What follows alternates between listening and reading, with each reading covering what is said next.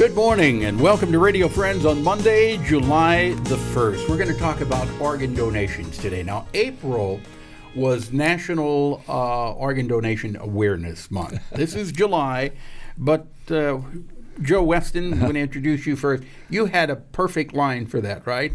Well, I forgot, first of all, to schedule us for April, so thank you for the opportunity now. But organ donation knows no season. That's right. Organ transplantation knows no season. People are sick all the time. Right. The waiting list is huge, so there's never a wrong time to talk about it. Now, the reason you're here today, your organization is? My specific organization is Columbia South Rotary Club. Yeah. But with all the other Rotary clubs in Columbia, we've organized an initiative called Rotary for Life. And you brought a special guest along. Brought a special guest, Dr. Mark Wakefield, who is a urologist and transplantation surgeon at University Hospital. Yeah. Now, Dr. Wakefield, we were talking before we went on about the really important need of organ donation. People to sign their driver's license and donate whenever their passing occurs. How many people are waiting for organ donations right now? In the United States, there's more than 120,000 people waiting for organ donation. How many of those people will actually receive the gift of life? Well, last year was a record year, and about 38,000 people received a life-saving or life-improving organ transplant. What happens to the rest? Well, the fortunate are maintained waiting on the list, waiting for a good match, waiting for their turn to receive an organ. But some patients will become too sick to receive an organ transplant or unfortunately will die while waiting. The other topic that we were discussing was the fact that you don't have to die to make a donation of an organ.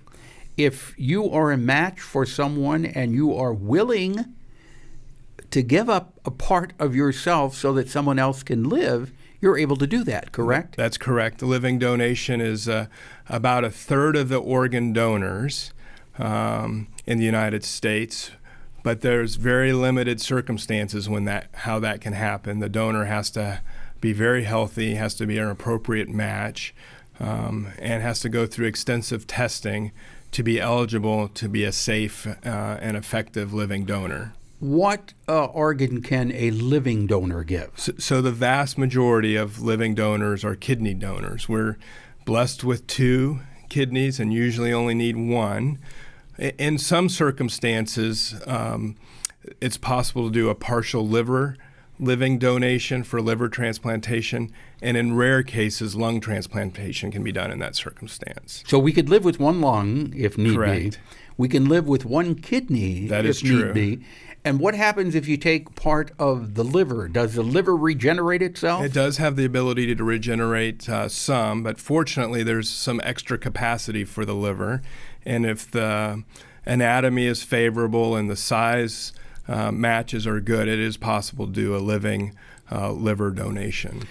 What do you say to people, perhaps someone is listening or watching today, that is on the waiting list for an organ? What do you say to them? Well, for kidney recipients, for example, the wait can be very long. In mid-Missouri, we're fortunate. We have generous citizens, and the wait list is manageable.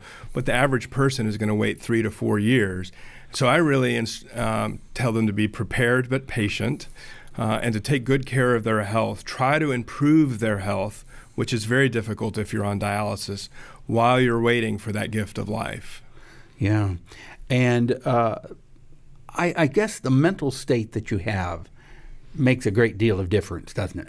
Well, the patients who seem to do the best have an optimistic frame of mind, a high degree of motivation to recover. It's routine surgery, but it's miraculous surgery.